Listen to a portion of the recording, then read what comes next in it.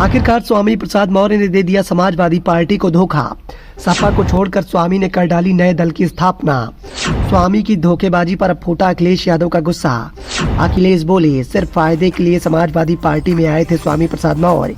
जैसे जैसे लोकसभा चुनाव नजदीक आ रहे हैं, नए नए सियासी दांवपेच देखने को मिल रहे हैं, लेकिन समाजवादी पार्टी को मुश्किलों का सामना करना पड़ रहा है। स्वामी प्रसाद मौर्य को लेकर जिस तरीके के कयास लगातार लगाए जा रहे थे, वो कयास आखिरकार सच होते हुए दिखाई दे रहे हैं। स्वामी प्रसाद मौर्य को लेकर पहले इस बात के सवाल उठ रहे थे कि वो समाजवादी पार्टी को लगातार अपनी बयानबाजी से बैकफुट पर ढकेलने का काम कर रहे हैं। विपक्ष के दिग्गज नेताओं के द्वारा इस बात को लेकर सवाल भी उठाए जा रहे थे कि स्वामी प्रसाद मौर्य समाजवादी पार्टी को कभी भी धोखा दे सकते हैं, लेकिन अखिलेश यादव के द्वारा लगातार स्वामी का समर्थन किया जा रहा था। लेकिन आखिरकार वैसा ही देखने को मिला जिस बात के कयास लगाए जा रहे थे। स्वामी प्रसाद मौर्य अब अखिलेश यादव और समाजवादी पार्टी से पूरी तरह अलग हो गए हैं। उन्होंने नई पार्टी का गठन कर दिया है। इस पार्टी का नाम राष्ट्रीय शोषित समाज पार्टी होगा। पार्टी का झंडा लॉन्च कर दिया गया है। नीला, लाल और हरे रंग की पट्टी वाले इस झंडे के बीच में RSSP लिखा हुआ है। स्वामी 22 फरवरी को दिल्ली में तालाकटोरा स्टेडियम में एक रैली को संबोधित करेंगे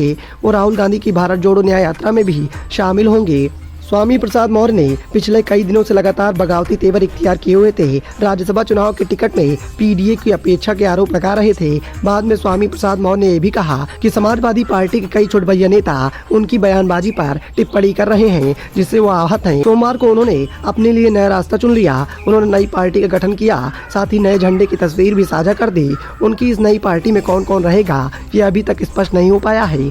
स्वामी प्रसाद मौर्य ने 13 फरवरी को समाजवादी पार्टी के राष्ट्रीय महासचिव पद से इस्तीफा दे दिया था। एक हफ्ते बाद ही उन्होंने अपनी नई पार्टी का ऐलान भी कर दिया है। बताया जा रहा है कि ये पार्टी 2013 में बनाई गई थी। स्वामी प्रसाद मौर्य ने इसे रिलॉन्च किया है। अलीगढ़ के रहने वाले साहब सिंह धनगार ने इसे बनाया था।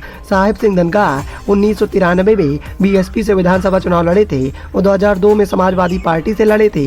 इसी बीच में BSP से लोकसभा भी वो लड़े थे। 2013 में उन्होंने RSP बनाई थी। 2017-2019 का चुनाव इनकी पार्टी लड़ी थी। 2020 में उन्होंने इंडियन डेमोक्रेटिक अलायंस IDA बनाया, जिसमें कई छोटे मोटे दल भी आए। इस अलायंस ने 2022 का चुनाव लड़ा था। साहेब सिंह धनगार भैया जी इस पार्टी के फाउंडर हैं। स्वामी प्रसाद मौर्य को लेकर लगातार इस तरीके के सवाल उठ रहे थे। लगातार विपक्ष के दिग्गज नेता इस बात को लेकर बयानबाजी भी कर रहे थे। साथ ही पार्टी के कई नेता भी स्वामी की बयानबाजी से नाराज थे। स्वामी प्रसाद मौर्य की बयानबाजी को देखकर ये लग रहा था कि समाजवादी पार्टी का विरोध और समाजवादी पार्टी का नुकसान करने के लिए ही स्वामी प्रसाद मौर्य के द्वारा पार्टी आलाकमान के दिशा निर्देशों का पालन नहीं किया जा रहा है। लगातार स्वामी प्रसाद मौर्य अनुशासनहीनता का परिचय दे रहे थे।